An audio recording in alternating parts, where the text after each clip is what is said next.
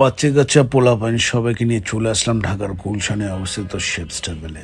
এখানে আসলে তো আসলে আমি ৯৯ পয়সা গ্রামে গ্রামে ওজন করে সালাদগুলো নিয়ে নিই, যেন আমি চমৎকারভাবে খেতে পারি। এটা আমি আসলে অনেক এনজয় করি এবং ওদের জন্য ফ্রাইড চিকেন নেওয়া হয়েছিল এবং আরও কিছু আসতেছে আর কি।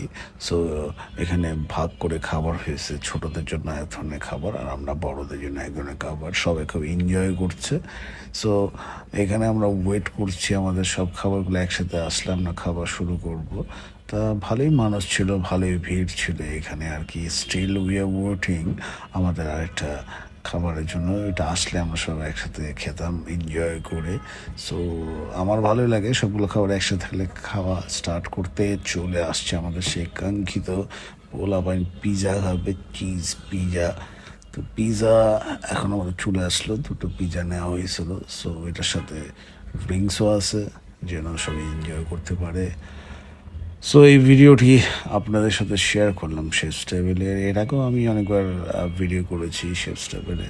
সো এখানে যেহেতু সবাই ছিল আমরা একসাথে, সো তাই এই ভিডিওটি আবার একটি ভ্লগ আকারে শেফস টেবিলের ভিডিও হিসেবে আপনাদের সবার সামনে শেয়ার করলাম। So they are now enjoying their food.